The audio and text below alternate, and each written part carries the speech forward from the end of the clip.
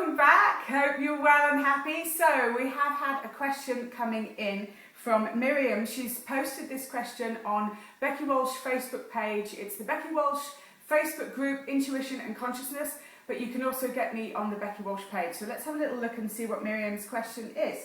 She has said, I'm an empath and I pick up people's emotions and thoughts rather too easily.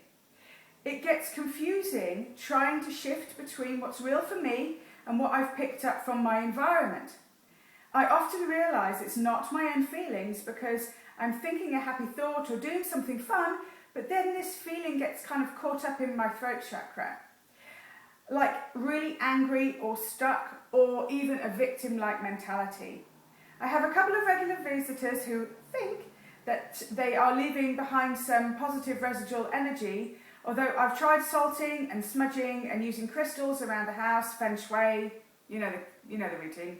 I have tried to protect my home, but how can I protect my home and myself from these negative entities? Okay, so here's the thing. We are biologically programmed to be able to help and heal other human beings. So that might mean that when you meet somebody and they may have like a psychological imbalance or a physical imbalance or an emotional imbalance, there is part of us that feels drawn to being able to send our prana or our chi or however you want to call it, but our energetic life force over towards them in order to make them feel better. This can be tested with apple pips. If you get apple pips and let them out to dry, and then you allow those to kind of like dry out for a couple of days, put them on a white piece of paper, then put fresh apple pips about an inch away from the dying apple pips, and you'll see that there are white rings that go around the healthy apple pips as you look at them on white paper, and then a line that goes across to the apple pips that are, well, dying. So what this kind of shows us in this experiment is that we give energy all of the time to other people and other things going around.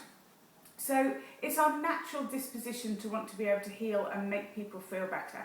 So the first thing is, set an intention when you want to do that and when you don't want to do that. So intention is really powerful, and as soon as you set an intention, you have actually set in place a really good form of what you might call protection.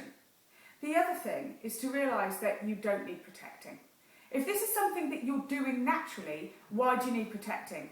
So in actual fact, all of this smudging and crystals and this thing and that thing is actually putting you in alignment with the thing that you are trying to protect yourself from. And that might sound kind of crazy, like I'm doing all of these positive things, but the intention that you're setting out by doing positive things, you're setting out almost like a negative intention, because you're saying, I don't want to pick up these emotions. I don't want to pick up this. So it's like, ew, yeah, get it away from me, it's nasty. So when we feel like that, we're actually in alignment with the thing that we're trying to protect ourselves against. So, you know that kind of feeling of, well, okay, well, I'll just love everything. I don't think it's a case of just loving everything.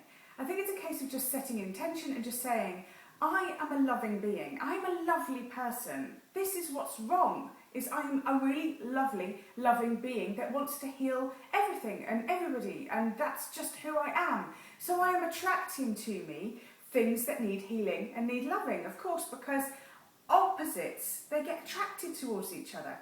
So all you really need to do is say, well, that's not my intention anymore, and then you'll create a massive shift so that doesn't happen anymore. I'm not really a great believer in kind of like the crystal thing and this thing and that thing. I really do feel that you're probably more powerful than any talisman that you're putting energy into outside of yourself. So really it's just saying, I have a loving heart and I'm not in alignment with anything that isn't of positive interest to me. And that's kind of it. The other aspect is, if you don't feel safe in the world, you'll have a very active solar plexus, which will be constantly looking to see whether or not the world is a safe place and bringing information back to you. It is biologically programmed to be looking for saber-toothed tigers in the wild, predators that were going to kill us. And it was fairly easy. We'd have a fight or a flight response. You'd either get killed or you'd run. And the stress would be over rather fast. Nowadays, we're looking for people with negative energy, people who are horrible. We are looking for whether or not we're going to get robbed.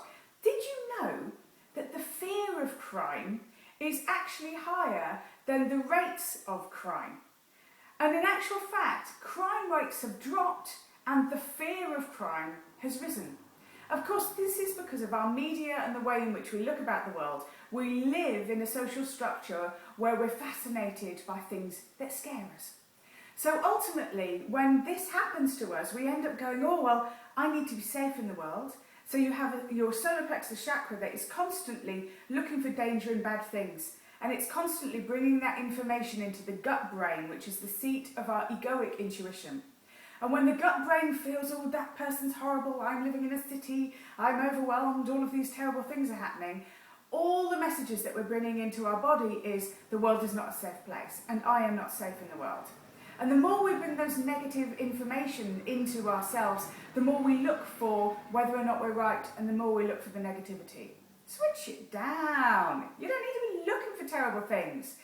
If you actually start engaging with your heart and saying, where is their love? Where is their happiness? Where is their joy? You're going to find that everywhere. And you're going to end up becoming so much more happy by looking for the things that are joyous in life than believing that you need to protect yourself against all of the things that are scary. Believe me, there is more love, joy, happiness, brilliant, amazing things than there are horrible, nasty, scary ones. But we are biologically programmed to try and look for those things, and society is playing its part by making it too much of our emphasis for everyday life. So I hope that that helps you, Mariam, and I hope that you manage to get yourself to a point where you're like, you know what, I can believe in myself, I can trust myself, I don't have to hang with people who aren't making me happy, but ultimately I also don't have to set out the intention to heal everybody and everything. My intention is to be the happiest woman that I can possibly be, and by being so, I only attract happiness and happy things into my life.